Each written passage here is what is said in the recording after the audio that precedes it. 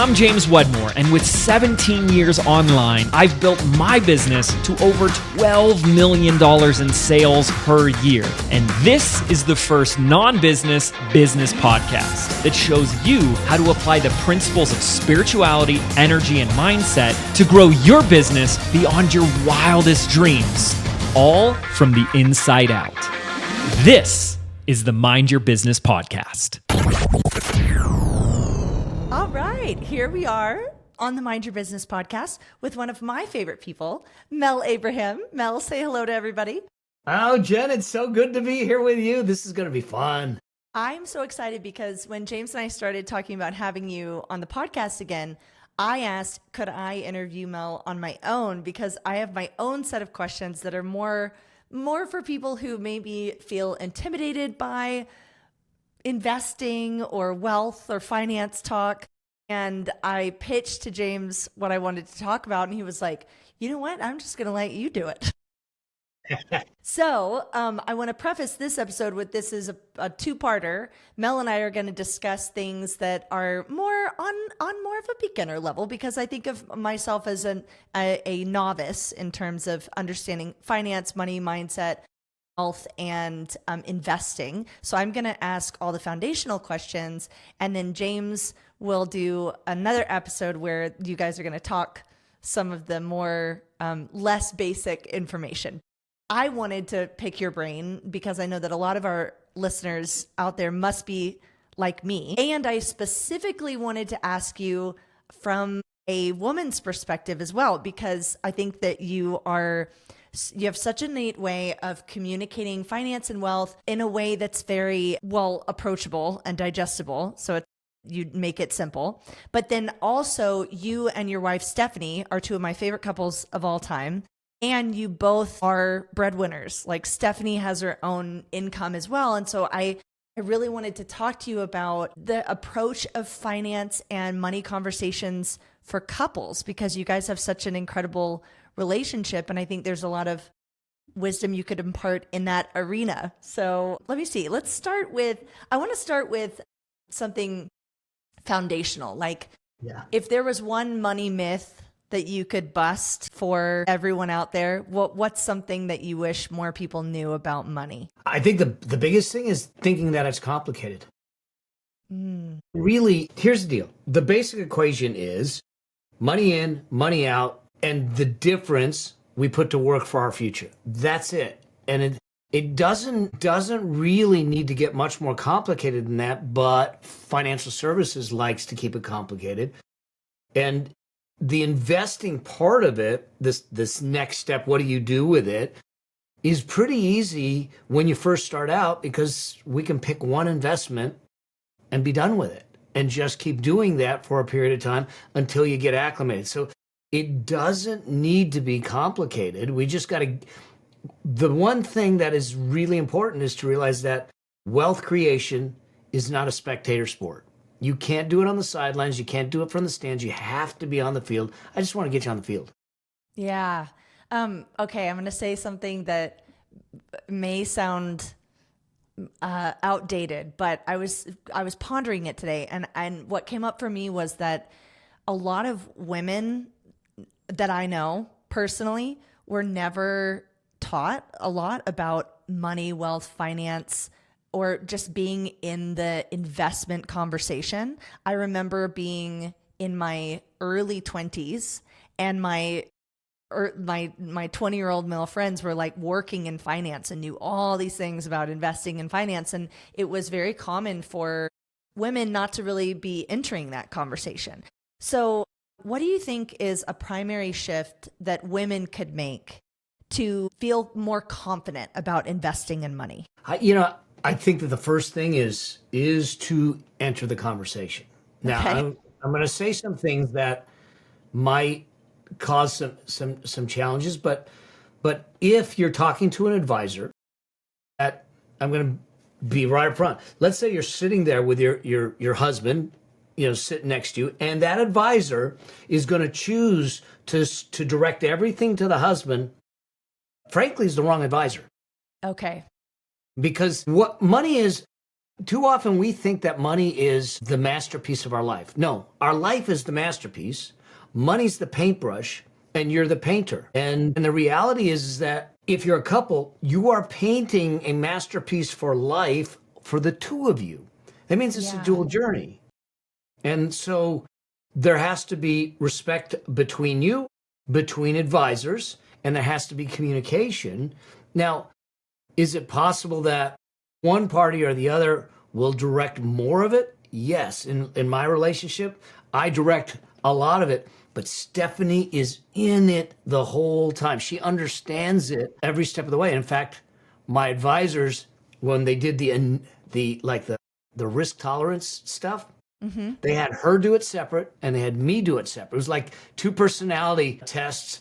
And then we came together and I'm going, oh God, this should be interesting. Do we clash? I mean, we didn't clash. It was really cool to see, but they understood that we're in this together. And let's face it, women typically are the ones that are left behind by the husband when they pass away. And why this shifted for me was because I watched my mom, when dad died, freak out wondering if she could stay in the house. And then I watched the exact same thing happen with her mom when her dad died. For me, it was my mom when my dad began to show signs of dementia. And they were fine, but she wasn't, at first she didn't know. She was like, and that to me was like, wow, I don't want to be in a position where I really have no idea what our financial situation is. So at the risk of revealing that I'm a very, very non-knowledgeable at this topic, what would be did you call it a risk assessment? What did you say? So basically what you do when you're starting to invest or you go to an advisor, what they'll do is they want to try and figure out how you can tolerate risk. Okay. It's like your pain tolerance. Okay. If the market goes down and you're freaking out and you're an emotional wreck, then your risk tolerance isn't high. So they may adjust the portfolio because we need to deal with the financial side of it, but we need to deal with the psychological side of it also. And so what they're trying to assess is the amount of risk they can take that's appropriate for the person. So that's why they'll do it. And there's a risk tolerance, which is about the emotions around it. There's the risk capacity, which is about the finances around it. In other words, if I'm like 65 years old, but I don't get emotional about risk, but I don't have a lot and I get risky, I don't have the capacity to recover. And so they look at both of those to try and do the right thing for the individual. Okay, fascinating. So I want to circle back to a few things that you said about specifically the emotion around money and specifically emotion around money with couples, because I think that's a really interesting dialogue to have. But I want to start with, so many people feel that they should be making more before they start investing. And there was something that you said to me about a year ago that stuck with me, which was that most people, the primary mistake that they make is waiting too long to start. And you said to me, it doesn't matter even if you're paycheck to paycheck, it doesn't matter if you get paid $1,000 every month, take a percentage of that and invest it in something.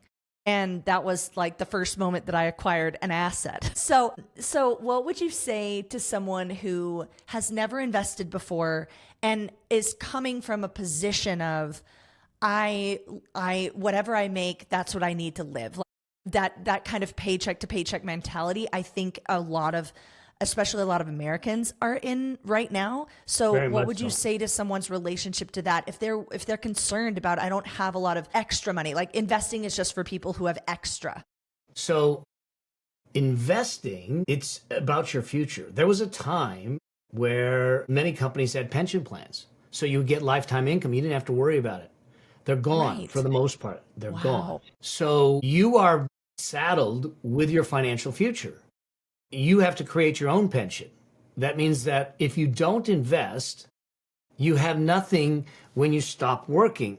or you have to continue working until you can't do it anymore. In other words, you live a life based on demands and not choice, which is not the way we want to go.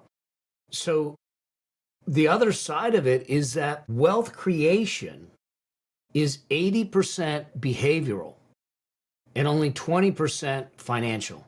We think the money is driving it, but if I look at people, and this can be confronting, and I'll tell people, like, oh, you know what? You actually don't have any money issues.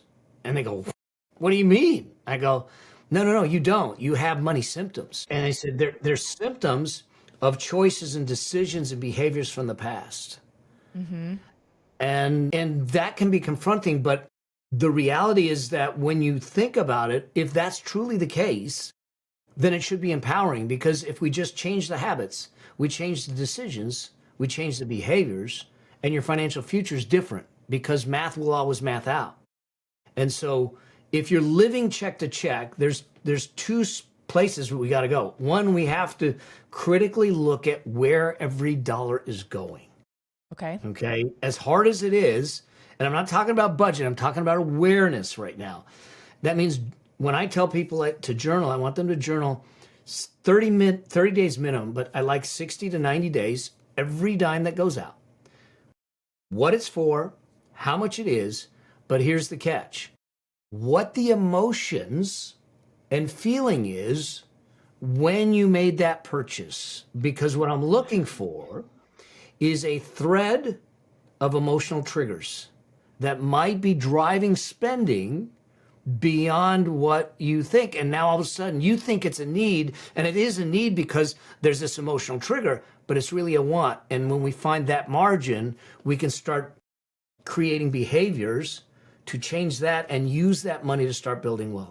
Okay, so what I'm taking away from that is that if you're living your life from the perspective of, I'll invest when I have extra money to invest, but you have a habit of spending whatever you make, you could begin generating more income and suddenly still be finding yourself in a position where no matter what you make, it's just enough, because it's actually the behavior that you've developed over time.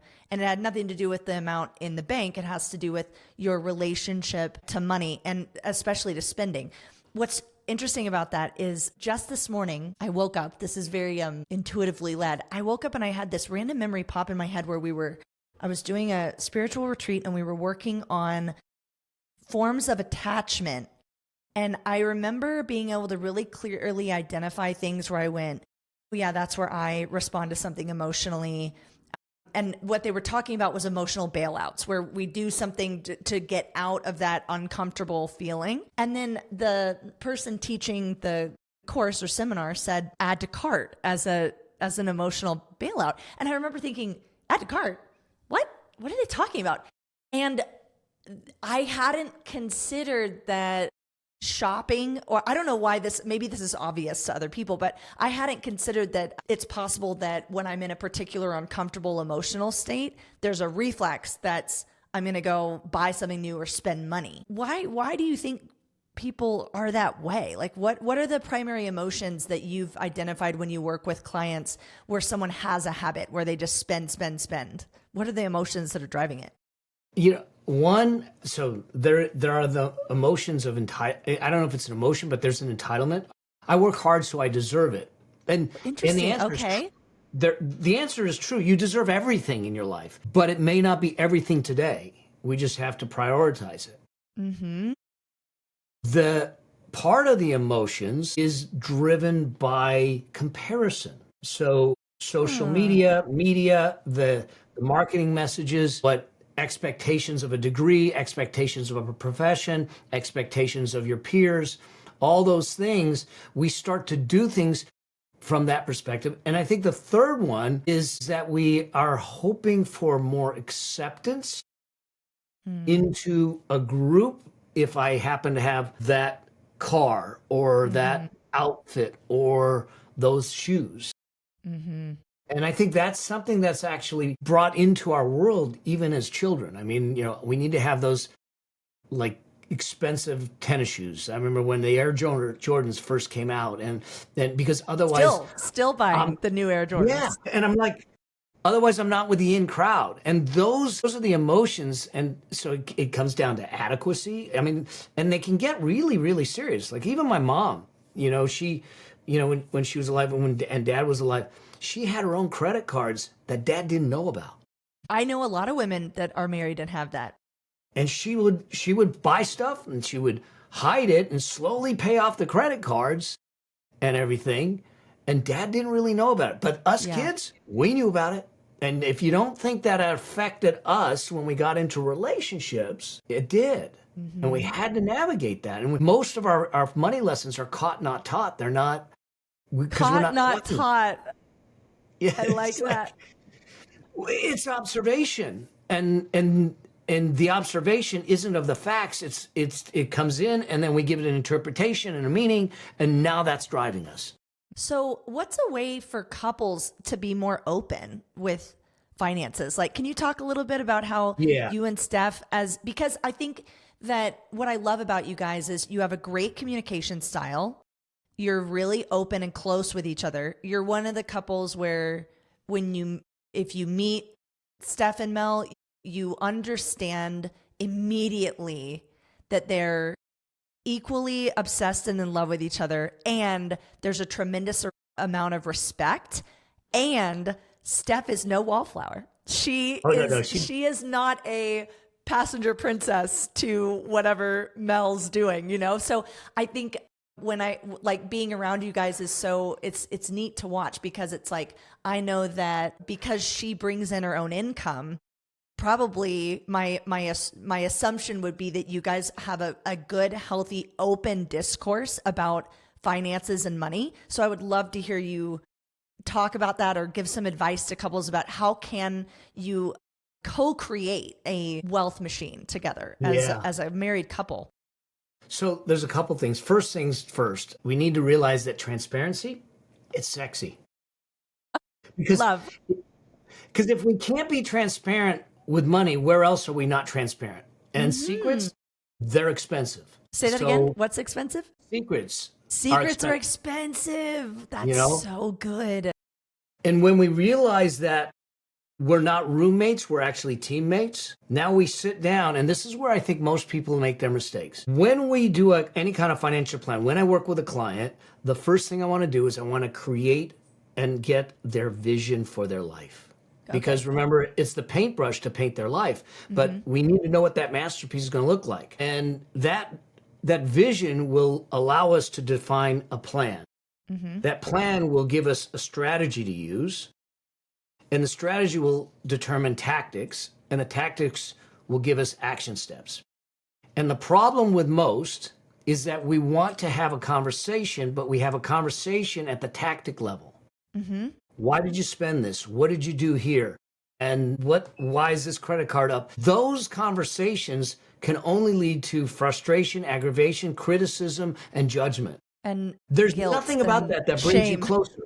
Yes. So what we need to do is start the conversation at the vision level. Get a shared vision for life. What is it you want?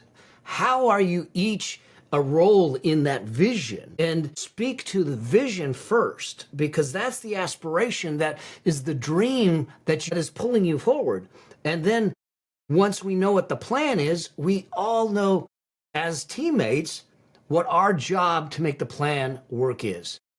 And we don't have the conversations always at the tactic level. It's at the life level first, and knowing that we can bring it down to the numbers later, but we have to respect that space and know that we're actually trying to build a life together, not a bank account. Okay.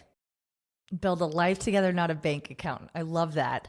So if someone's listening and they're having the thought, I think I'm fortunate that James instigates conversations like this. Let's sit down and let's vision cast our future and what do we want it to look like. And obviously he's worked with you before, so he has some Mel tools up his sleeve. But if there's someone listening and when they hear that, they think my spouse would never, or like I find it really hard to broach the subject of money and finances.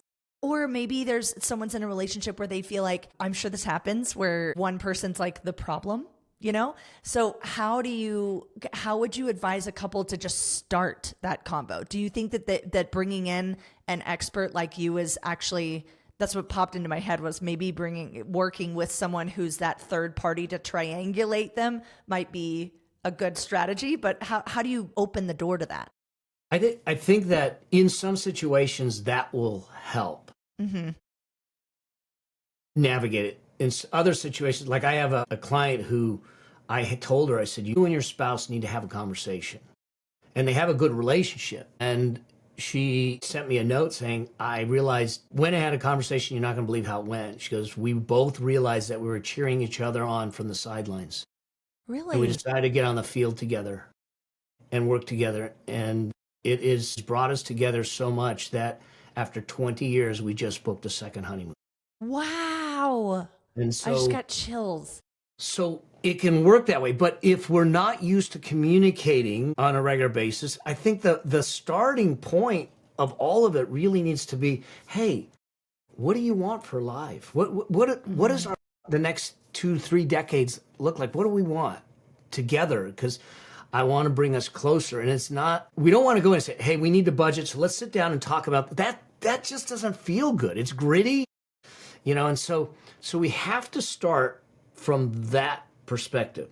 But in order for it to go well, we have to be willing to respect each other's money DNA, because we come at it with our own upbringing, our own baggage. One might think that credit cards are evil. One might think that they're a beautiful thing because I get points, you know, and all that stuff. Or one might think buying anything over a certain price point is like an indulgence and a no-no. Yes. And so those kinds of things, and not trying to look at, like, there are things that Stephanie values, and to me, it doesn't matter to me, but I'm certainly not going to put those down because she values them. And as long as we're not going into debt and everything, I don't care, you know? And I think let's talk more about that. Key. Like okay. So like as a couple, how do you approach conversations?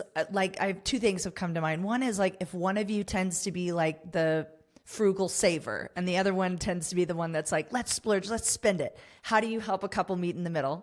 And then my other question is, when you're a couple, how do you do exactly that? Like, let's say Stephanie has incredible shoes. So let's just say that like you are looking at a pair of shoes. S at the end. You know, yeah, with the S at the end, yes. So like, let's say that there's something that your spouse loves to invest in that's a high price point, you know, like something that's expensive that they love to buy. You know, like James loves buying guitars, and guitars aren't cheap. No, they're not. So what's the best way to approach that sort of as a couple? Yeah, I think that one of the ways to do it, depending on the personalities, but this is kind of the way that we do it, is that, like you said, she makes her own money. Okay, so we have a house account where we pay the house stuff out and all that stuff, and so we do things jointly. But then she has her own money that she gets to use any way she wants. I don't question it. I have my own money, so we are able to have some autonomy without judgment, without anything, like, because she'll spend it on things and this and that, and she'll do things for the house and all that stuff. Like, if I go away too long, stuff is rearranged here. I'm like, I come in and there's like, where'd that couch come from? You know, how did I not tell you? You know, so but that and the same thing with me. You know, and typically mine are expensive technology. You know. Things, but she doesn't ask. I don't ask, and we know that that's the safe zone. And the one thing that she knows that I ask her not to do is to carry balances on a credit card. Okay. Because that means that we're overspending and we're financing consumables and lifestyle.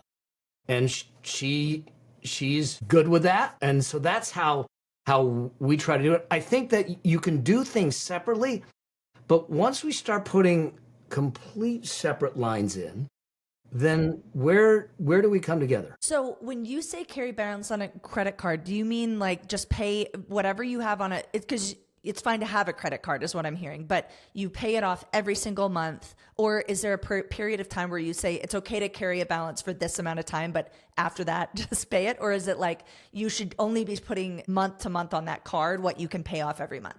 Yeah, I think that especially in the interest rate environment we're in, we shouldn't be carrying any balances. Okay, so every month you pay off that credit card. Yeah. And okay. And here's kind of a rule I say, okay? If the time it takes to pay off the thing you bought on the card is longer than the joy you got from the thing you bought on the card, then you can't afford it. You got to put money away for it and pay for it so the payment plan fits the enjoyment plan.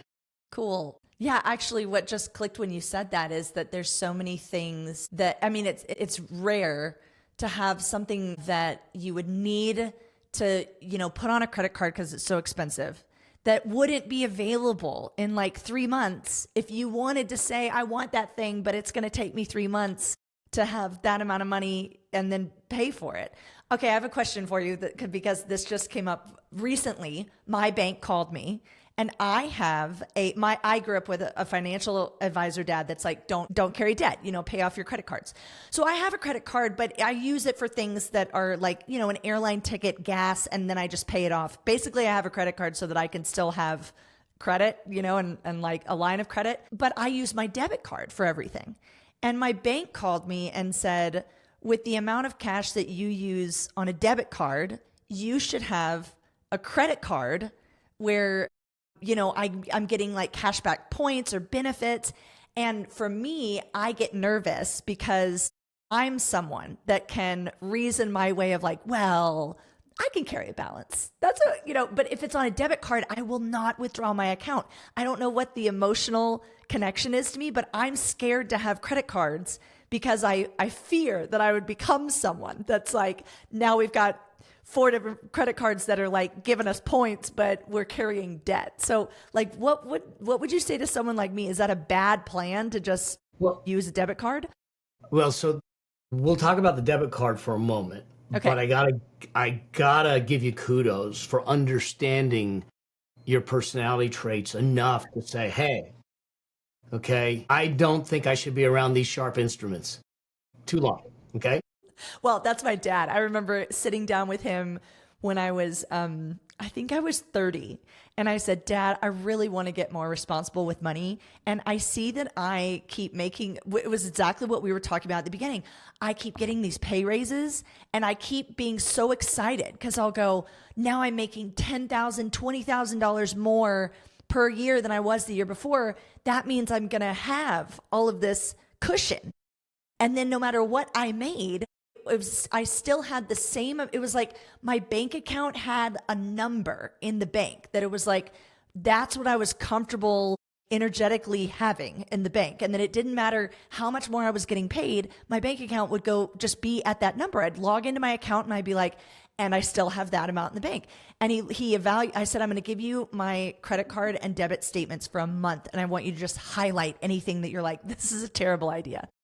And I remember he came back to me laughing and he goes, I was really hoping that I was going to find one habit where I'm like, if she can just stop, paying personal trainers or this exorbitant yoga teacher credential course that she's doing. And he goes, I couldn't find anything that seemed really irresponsible. You have a leaky bucket. You need to watch out for purchases that are under $20 because if it's under $20, you're buying it. When he said that, I went, oh my gosh, yes, that's what I do. And then as I made more money, that like it's cheap went from $20 to like $100. If it's under $100, then it doesn't count. No, and it so doesn't count. His advice to me was like, my advice to you is don't have that credit card except for gas stations and airline tickets. And you just use it when you're traveling, pay it off every month, and you're cash only. But then, when you talk to banks or people who are big at like, you should be getting cash back for what you're spending, then they make a good point. They do. Here's my concerns. I don't like debit cards primarily because they do not have the same protections for you as credit cards. Really? Okay, I did Yeah. not know So this. what happens is that when you use a debit card, the money's already out of your account. Mm-hmm. And in order to get it back, it's a battle, and you're not protected at the same level as a credit card. There's a different protection act for debit cards versus credit cards. Okay. So that's one of the reasons I don't like using debit card. I don't have a debit card. I don't even have an ATM card. I haven't had one in decades. Wow. Okay. And so what I tell people to do is that to get a credit card, and if you want to use it as a debit card, you set up an automatic payment Mm-hmm. every week to pay the balance of the credit card in full. So now you can charge, you can get your points. It sweeps and pays the card every week. You're treating it like a weekly debit card. Whoa, that But blew you're my not carrying mind. a I didn't know balance, you could and pay you it know off that every you week. gotta manage the cash that's in the bank account to do that. That is cool. I'm going to do that immediately. That's really And then neat. the other side of it, with what you said, is the pay raise. Okay. Yes, I'm sure I'm not the only one with this problem. It's like No. But here's where I think the problem lies for all of us is we're not really good at celebrating successes. And so when we look at our money, one of the challenges is that the money comes in and then we figure out what to do with it. That's like taking and saying, I'm going to hire 20 employees. I bring them into the conference room. They're there. And I say, welcome aboard. And by the way, I have no job description, no roles, no titles. I have no tasks for you, but I want to double the business. Okay. We would never do that in a as you did business. that. Yeah. Yeah, I would never do that. No, but we do that with our money. And what we really need to think about is can I give my money, if I know that my paycheck is $5,000 a month or $2,000 every 2 weeks or whatever it is, can we give every dollar a job description before it comes in the door? Okay. And include in that job description what I term sustainable joy points. In other words, like Stephanie, I love to travel. Well, that's part of the plan. So there are dollars allocated for our travel. And so what we know is that we're intentionally spending money in the direction that fulfills our life and not on, temporary temptations, momentary Yes. pleasures that might Yes. come in because we saw it on Instagram or we happen to be walking. And then give yourself a little bit of contingency fund or fudge factor that is just spending money. But when you do that and you have the joy points, you know that you're going to be able to celebrate. If you're in a place where you do like launches and you have windfalls, make sure that you know beforehand that, hey, I'm going to take 10% of this away specifically to celebrate, and this is how I'm going to celebrate. So you know up front. And so you do it, no guilt, no shame. You do it without question because it's already in the plan.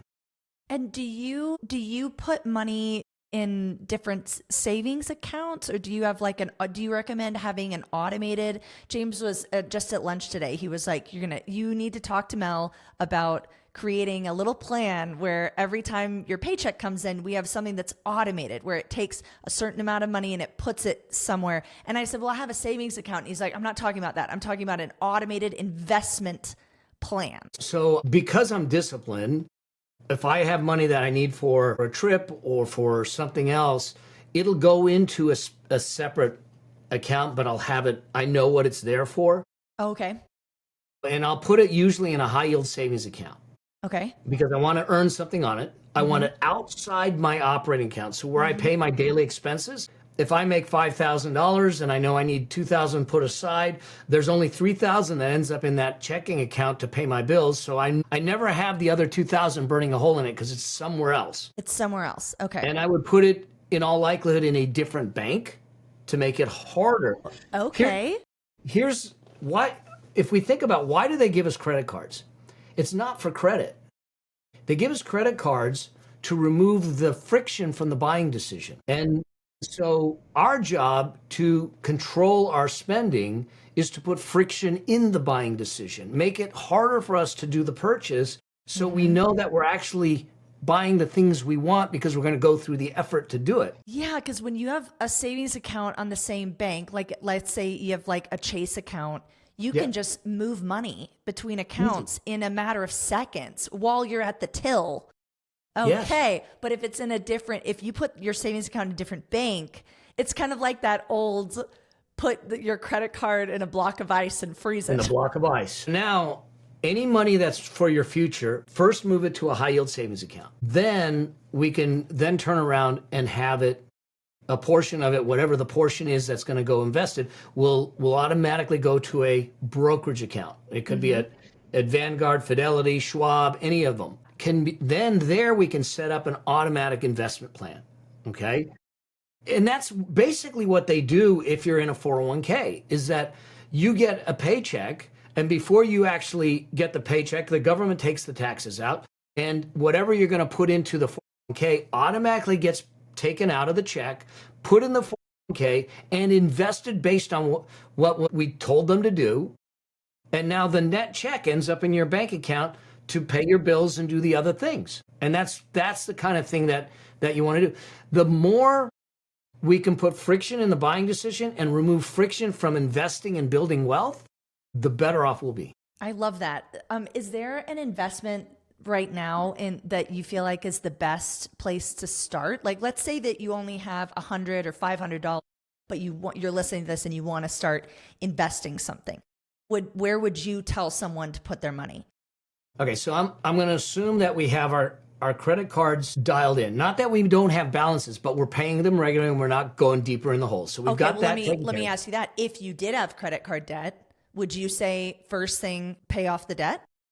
So here's the way I build it out in what I call the wealth priority ladder in my book. Okay.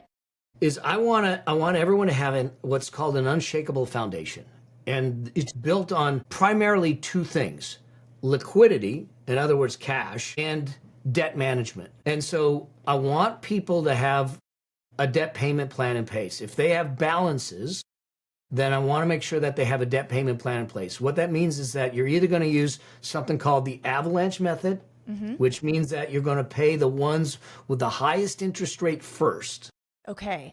Okay. Or the snowball method, which means that you're going to pay the smallest balance first. Okay. Okay. Either one works. Okay. But you've got a plan and a structure for the way that you're paying them off. Okay. Okay. And at the same time you're doing that, I want to start putting money away as an emergency fund. So we have the liquidity that we don't need to use the credit card if something happens, because life will happen.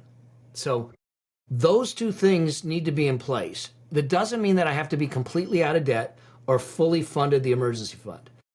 As long as I'm paying the debt on an ongoing basis, good, and I have minimum 3 months in my emergency fund, and it's still growing, because I recommend a peace of mind fund, which is actually 9 to 18 months versus an emergency fund at 3 to 6 months. I want people to have peace of mind. But as long as I got three months, then I can take the excess and start investing it. Okay. And where but I want the foundation first, because if I start investing and I can't pay the credit cards or something happens and I have to replace the water heater and I have to sell an investment that might be down, that's why we don't want to do that. Or I have to go into debt on a credit card. Right. Okay. So let's say that you don't have credit card debt and you're ready to start investing, but you don't have a lot of extra cash every month to invest. You have like $1 to $500, maybe $1,000. Where is the first place you would advise someone to begin investing? So one of two let's talk about the kind of account first, and then we'll talk about what to invest in. One of two accounts. If you are not a high income earner, in other words, your tax rate that you pay is 28% combined with state, is 28% or less, then the account I want you to try and open is a Roth IRA account. Okay. And then the reason for it is that the tax deduction really doesn't mean as much to you.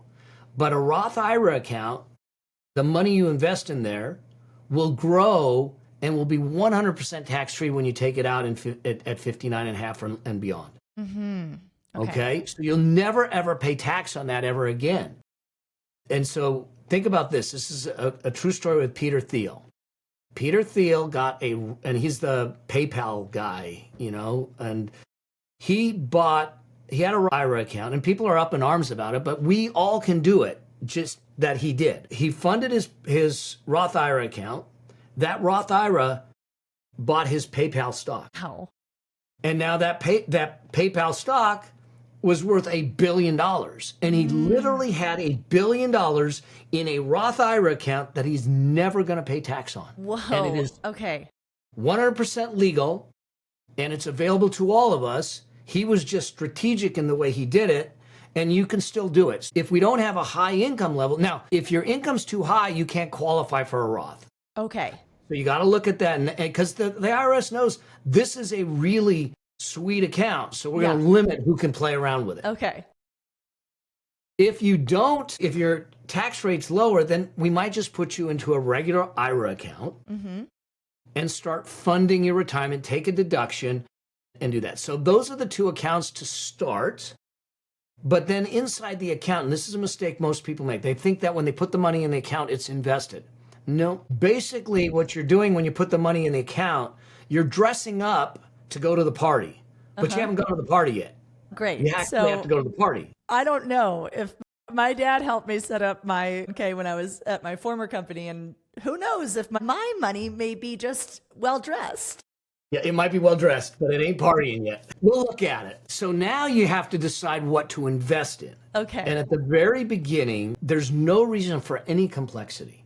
There's two really ways to try and do it. One is you buy one or two, maybe three low-cost index funds or ETFs. ETFs is called exchange traded funds.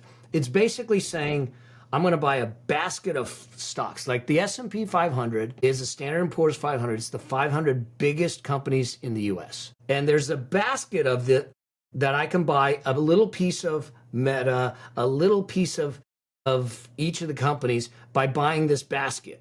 Okay? And the beauty behind it is, one, it's low cost. Two, I buy 500 companies. If 10 of them go bad, I still have 490 that are doing well. Right. Okay. So you're not at risk. You reduce your risk through diversification. So you could buy an S&P 500 fund. You can buy a total stock market fund, which is now 3,000 stocks. And it's just that one thing. And if you're just starting out with $100 or $400 or $500, just do that for a little while.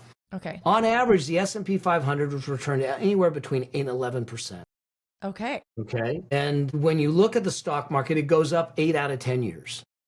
This is long-term money. You don't put money in here that you need in 5 years. You put money in here that you don't need for a little while. Now, there's one way that's actually even simpler, and that's using something called a target date index fund.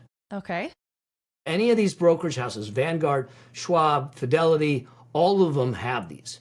And all you have to do there, so remember I said you can pick an S&P 500 fund, a total stock market fund. It takes all of that out of the game. All you got to decide is, hey, how old am I and when do I need the money? Let's say that I'm going to retire in 25 years. So I look for a target date fund that has a 2050 date on it. And I buy a 2050 target date fund that they decide what to invest in, as if you picked all the ETFs and they do it. And it's aggressive because we're 25 years out. But as we get closer and closer to 2050, they get more and more conservative, and they manage the portfolio for you. It's low cost. It's easy to get in. And until you have critical mass, it's the way to get over the threshold and the fear and let someone else do it. Yeah. Okay, this is very exciting because I feel like I can re-listen to this and understand some of the things that James has been understanding for a long time. Okay, I'm excited to pass the baton to James because I know he's going to come. If anyone listening, like if this felt too basic information for some of you, this was extremely helpful to me, Mel. I have some really good takeaways and some great action steps. I'm going to do that journal exercise where I keep the journal of everything I'm spending for a week and then write down, or a month, you said, right? What's the time period? For a month to 60 days, 30 to Okay, 60. a month to 60 days. And I'm writing down what I'm spending it on, how much money I spent, and then the emotion I was feeling when I spent it. Okay. So I'm definitely going to do that. We are joking that we need to film a YouTube video of you helping me set up my new 401k in real time. I think that's Let's do actually a it. great idea. Have you seen the videos online of I forget the account name, but it's basically like it's the theme of the account is this dad that's like, if you never had a dad to show you how to do this, I'm going to show you how to do dad stuff. And he does all sorts of things like, setting up bank accounts, how to cash a check, how to, change a tire, that sort of thing. I feel like we need a Mel Abraham, how to set up a 401k, investment 101. Those would be we should do some videos on that, because I am That would be a fun. novice. And I think, I growing up, I really counted on my dad. I remember because he was an they for those listening, my dad and Mel have the exact same background. They both worked for Pete Marwick. They were both CPAs. They both are financial advisors. They both are investment strategists. And so I grew up, when I had a question, I would just go to my dad and say, what do I do here? And I remember at my old company, they gave me my 401k packet, and I came home and I said, you and I sit at the computer. And he was like, give me that. He made the password, he signed in, he clicked, and he explained everything that he was doing. But I was, 23. So I was kind of watching it going, 9%. Okay, got it. Why am I doing? Never mind. You know what? Don't even explain it. So I took for granted that, I would always have him or his mind around to do those things. And so now in my 40s, I'm going, you know what? I want to learn how to do it myself, even if James always says, like, let's just have Mel come over to the house. He'll sit down with your laptop just like your dad did, and we will do that. But what I'm taking away now is that it is really foundationally important for men and women to know how to be responsible with money, because it's truly just something that we deal with on a daily basis. Even if you are in a relationship or a dynamic where someone says, I'll take care of it, there's no guarantees that you won't get to a fork in the road where you need to know about finance, money, and being responsible with wealth creation. So it's easier to begin just from the beginning and understand, when you get your paycheck, how do you make your money work for you? Yeah, and there's one other part of it for me with Stephanie, is I actually have the peace of mind that all the work we're doing to build something, she's prepared to take the stewardship over. God forbid I'm gone. Do you Because think the that idea of the gives machine is to be here for us, and then for her when I'm gone, and then for Jeremy when she's gone, and our grandkids. And it was really important for me that she was part of the conversation, and that she never felt left out and go, I have no idea. I mean, she's still trying to figure out what I do for a living, I think, but she knows where things are. She knows the 2 phone calls she needs to make. She knows all of it, and it's fully transparent to her. Yes. And for me, that actually gives me peace of mind, because there's less likelihood that she's going to get taken for a ride when I'm gone. Well, so what came up when you said that, and forgive me for interrupting briefly, do you think that gives you more peace of mind as a couple too, when you are making big purchase or watching each other with the way that you relate and spend money, that knowing that Stephanie understands investing, she understands the vision of what you two have chosen to co-create with regards to your wealth and finances, that when she goes to make a purchase, then you go, you know what, she gets it. It's not like you don't have anxiety come up if she doesn't understand what it is that we're doing here. Yeah, no, we're on the same page, and I know that I'm not going to get blindsided with something where, hey, I got this $30,000 credit card, I can't get out from under it. I can't, this and that. And I think that there has to be mutual respect and transparency. I've seen that people call it financial infidelity. I've seen couples where one is using it as a control mechanism. It angers me, because it should never. That's not what money was meant for. It's not a power tool. It is something to use to create life, and I want to make sure that, and that's part of my mission, is I want couples to do it right. I want women to be empowered and equipped. I think 65% of my audience is women. Well, I was thinking that as we were talking, how fun it would be to do your free training as a couple.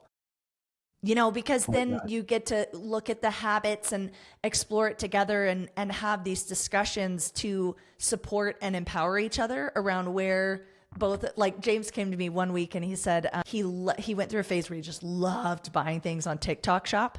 And we're very similar with how we both get, we went out to lunch and I joke have you seen the memes where you step outside and you put a toe outside and it goes cha-ching, toe outside, cha-ching. It's like, even in Sedona where there's no shopping, we can go out to lunch and I will return home with like $400 worth of just things that I like, a $12 chai latte and a homemade pumpkin spice candle that's made from pure beeswax that were blessed in the desert or something. And I was giggling when we were coming home because we had just gone out to lunch and I returned home with all of these bags of, organic teas that I had found. And I thought, my dad said to me from a young age, everything that's in front of when you're in a retail shop and there's a line to check out and there's all those rows of little trinkets on your way to check out. He was like, this is aimed at your personality. You don't know that you want it. And then you see it and you're like, I'll buy it. And he and I both had a discussion about being aware when we're doing that so that it's not and he has no judgment if today was one of the days where I was like, you know what? It's a treat ourselves day and I'm going to buy candles and tea.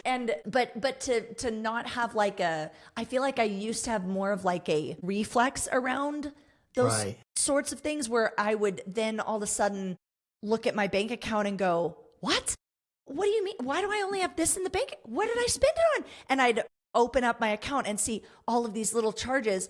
So to increase that awareness as a couple, and then to say remember we're saving for this, or we had a discussion lately around when our wedding's coming up. So around big purchases, we had made an agreement at the beginning of the year. If we're going to spend money on anything that's like, let's say over $1,000, let's come together and talk about it, because it might become an either or. Like, we can either cut $1,000 from the floral budget or we can buy this thing. And to have those sort of open dialogues, I think is something that's new to me, because this is the first relationship where I've been close to someone enough to where that even comes into the conversation. This is the first time I've been engaged, but I do know engaged couples that have broken up because even before they were married, they were having terrible conversations about the judgment behind how each other spend money. And one of them that I can think of was one of the partners was very frugal and saved a lot, and the other one was not and really believed in just lavish spending, and it was okay if you didn't have money set aside. And they caused each other so much anxiety that it actually ruined the relationship. Yes, they could not match. So if you have a style, like I think James and I are so similar to each other where we mesh really well with which can be a plus and a minus, I guess. Like when you sit down with us, you're going to be like, okay, kids, let's stop treating ourselves every day. But if you're listening and you're thinking like, ooh, I think my partner and I may be mismatched, like, what would doing a training like what you offer, could that help people come in the middle? And can you talk a little bit about your free training that's coming up? Yeah, absolutely. So I think that it absolutely can help. One is it's going to open up the dialogue, because sometimes we don't even know where to have the conversations, where to start having the conversations about what we're trying to create for life. And the free training is it's a 3-part training series that it's called the Money Machine Experience Live. And in there, that's why I love the idea of the couple coming together to do it. You get the workbook, and in there I will facilitate the questions and the exercises and the things that you're going to want to do. Yeah. And so it's what I want to do is I don't want two people sitting across from each other having a conversation. I want you sitting side by side and making the conversation about what is on the page. Yes. And not what is in the person. Mm, And so, wow. No, what's on the we get page, it. not what's in Yeah. the person. And so one of the things that we'll do at the one of the first trainings is we'll start talking about the obstacles, the stories, the things that get in the way, the myths that are happening, and then give some tools. And I'm going to have you calculate some numbers and figure out some numbers and look at your future and all that stuff to also marry it to the possibility. Because I didn't come from money. My dad was an immigrant, came here at 17 years old. I started out with a negative net worth because I had debt, and I built it. I lost it in some bad investments that then said, wait a second, I got to learn more. And I rebuilt it. And you know our life. We do what we want to do. We live in a beautiful place on the beach. We travel where we want and effectively been retired for the last decade. Now, my definition of retired is that I'm not driven to work by the demands of a checkbook, bills, or a boss. I'm driven to work by choice, impact, and service, and that's a different game. That to me is what retirement is, because now we get a chance to do it. And so that 3-day training is the process, the principles, the tools, and the frameworks that I've used for me, for my son, for my clients, and I still use today. A lot of the stuff we talk today, even at my level, we use them. We do them. I love that. Okay, so I know that training 1 begins on September 18th. And it's a 3-part training. So it's September 18th, September 23rd, and 25th. Easy for me to remember because it's right in James's birthday week. And we are going to actually be in your neck of the woods when you're delivering the training. So I'm going to see if we can come knock on your door after training 3, or maybe we'll go out to dinner or something to celebrate. But when can people start registering for this?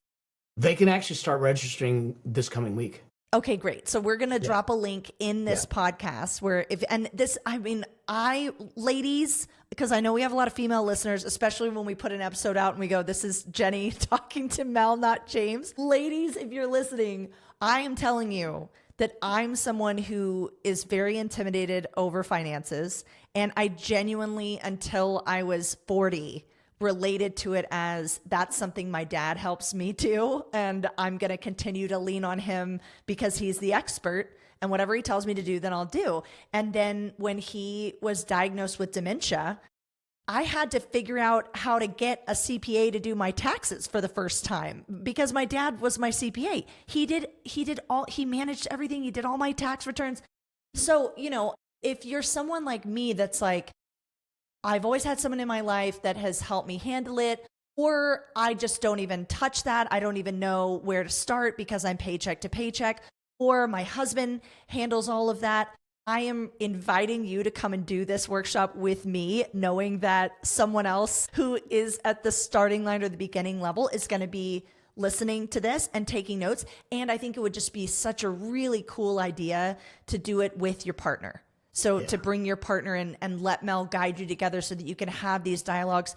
James and I have the most fun conversations when we start doing this vision casting around, like, what do we want? What kind of life do we want to create?